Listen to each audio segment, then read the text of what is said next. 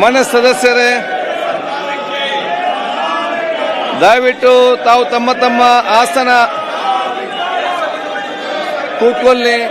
ಸದನದ ಕಲಾಪವನ್ನು ನಡೆಸಲಿಕ್ಕೆ ತಾವೆಲ್ಲ ಸಹಕರಿಸಬೇಕಂತ ಕೇಳಿಕೊಳ್ತೀನಿ. ಮಾನ್ಯ ಸದಸ್ಯರಿಗೆ ದಯವಿಟ್ಟು ತಮ್ಮ ತಮ್ಮ ಸೀಟಲ್ಲಿ ಕೂತ್ಕೊಳ್ಳಿ.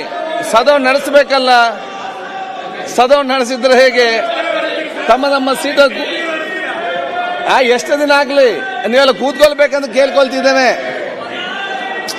ಪ್ರದೀಪ್ ಅಲ್ಲಿ ಕೂತ್ಕೊ, ಪ್ರದೀಪ್ ಅಲ್ಲಿ ಕೂತ್ಕೊಳ್ಳಿ. ಬಸಂತ ಬರ್ರಿ ಕೂತ್ಕೊಳ್ಳಿ. ನಾರಾಯಣ ಸ್ವಾಮಿ ಅವರೇ ಭಿಕ್ಷೆ ಏನಾಗಿದೆ? ನೀವು ಕೂತ್ಕೊಳ್ರಿ. ಸರ್ಕಾರ ಅಶೋಕ್ ಆ ಮಂತ್ರಿಯ ಮಾತನ್ನು ಕೇಳಿದೆ. ಇವತ್ತು ಸರ್ಕಾರ ಕೂತಿರೋದು ಇಡೀ ಸದನಕ್ಕೆ ಅವಮಾನ ಮಾಡ್ತಾ ಇದ್ದೀರಾ. ಒಬ್ಬ ಇದು ಅವರು ನನ್ನ ಮೇಲೆ ನಾನು ಮತ್ತೊಮ್ಮೆ ಒಂದು ಅಂಗಲ್ ಹಾಕಿದ್ರು ಕೂಡ ನಿಮ್ಗೆ ಅಲ್ಲಿರುವಂತ ಸಚಿವರಿಗೆ ಒಬ್ಬರಿಗೂ ಅದು ಜ್ಞಾನನೇ ಇಲ್ಲ. ಸಚಿವರಿಗೆ ಸಪೋರ್ಟ್ ಮಾಡಬೇಕು ನಮ್ ಕೋಆರ್ಡಿನೇಟರ್ ಅಂತ ಯಾರು ಇಲ್ಲ. ಸರ್ಕಾರ ಸತ್ತೋಗಿದೆ. ಯಾಕೆ ಮಾಡಿದ್ರು ಸ್ಟೇಟ್ಮೆಂಟ್? ಅವಶ್ಯಕತೆ ಏನಿತ್ತು ಸ್ಟೇಟ್ಮೆಂಟ್ ಮಾಡೋ ಅವಶ್ಯಕತೆ? ಸದನದಲ್ಲಿ ಅವ್ರಿಗೆ ಕಂಪ್ಲೇಂಟ್ ಕೊಡುವುದಾಯ್ತು. ದಯವಿಟ್ಟು ಸ್ವೀಕರಿಸಿ.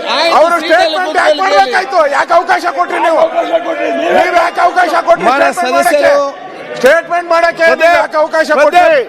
ಇವತ್ತು ಸಂವಿಧಾನವನ್ನು ಉಲ್ಲಂಘನೆ ಮಾಡಿ ಮುಖ್ಯಮಂತ್ರಿಗಳು ರಾಜೀನಾಮೆ ಕೊಡಬೇಕು. ಮುಖ್ಯಮಂತ್ರಿಗಳ ರೆಸ್ಪಾನ್ಸಿಬಿಲಿಟಿ ಇದೆ. ಮುಖ್ಯಮಂತ್ರಿ ರಾಜೀನಾಮೆ ಕೊಡಬೇಕು.